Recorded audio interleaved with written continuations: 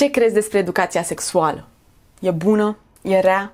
E necesară? E scandaloasă? Salut! Eu sunt Adriana Radu, fondatoarea canalului de YouTube Sexul vs. Barza și sunt aici să spun că, indiferent ce crezi, bine făcută, educația sexuală protejează tinerii. Ba chiar ne poate ajuta să economisim niște bani. Da, chiar și pe tine. Cum?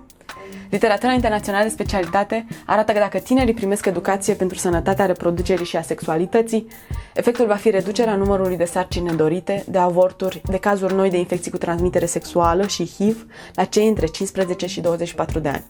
Așa și, cu cât se reduce mai mult numărul de cazuri, cu atât există potențialul să economisim mai mulți bani în costuri medicale. Prin urmare, merită să investim în educație sexuală. Logic, nu?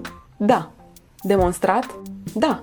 În alte țări, care chiar au educație pentru sănătatea reproducerii și a sexualității în școli, ca micuța și tot postcomunista Estonia, așa cum a documentat un studiu UNESCO. Demonstrat și pentru România?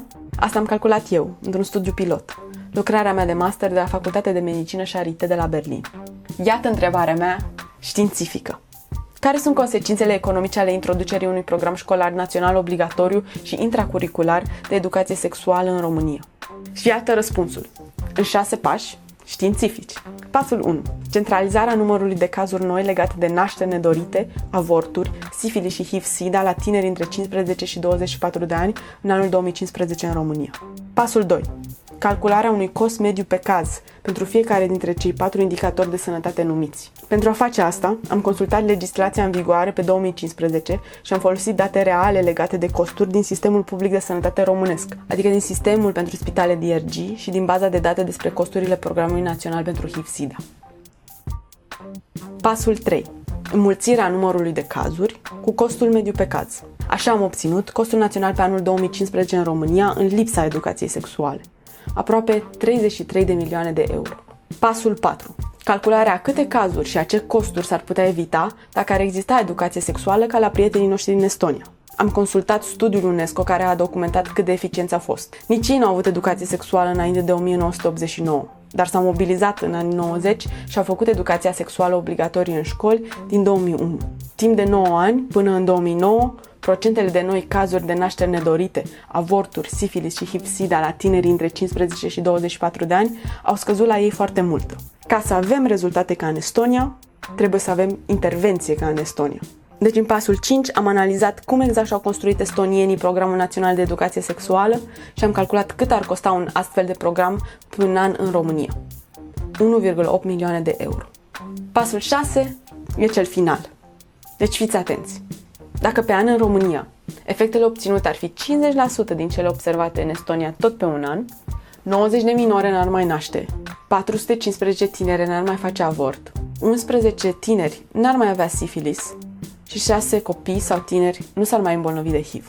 Iar cel mai bun scenariu, dacă lucrurile ar merge 100% ca în Estonia, ar fi evitate de 2 ori mai multe cazuri. 180 de nașteri, 830 de avorturi, 22 de cazuri de sifilis și 12 cazuri de HIV-SIDA. Iar la nivel de bani, când comparăm costurile totale când nu avem educație sexuală, cu costurile totale reduse prin educație sexuală, adunate cu cât ar costa într-adevăr un program național de educație sexuală, observăm asta. În cel mai rău caz, dacă lucrurile ar merge pe jumătate ca în Estonia, ar trebui să investim 580.000 de euro pe an.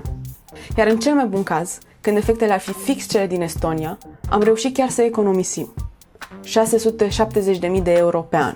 Deci răspunsul meu științific la întrebarea mea științifică este: precum arată rezultatele, costurile unui program școlar național obligatoriu și intracurricular de educație sexuală în România au potențialul să fie compensate prin reducerile în costuri medicale care ar fi obținute prin acest program național, sub metodele de calcul din acest studiu pilot.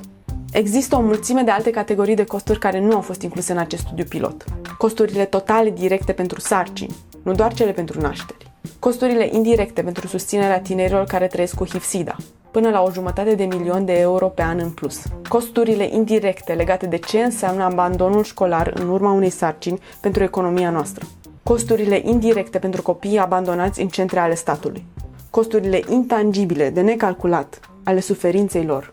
Costurile de necalculat ale morții mamelor tinere, România fiind pe primul loc în Europa la mortalitate maternă.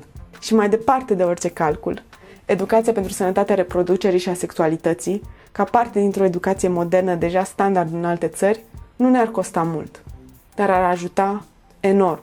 România are cel mai mic procent din PIB investit în sănătate și educație publică din Uniunea Europeană.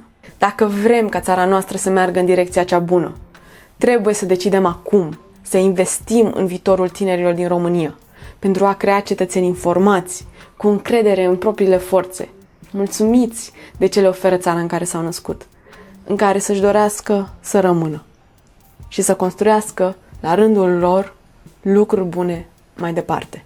Deci haideți să investim cu dragoste și vă rog dați share acestui clip. Mulțumesc!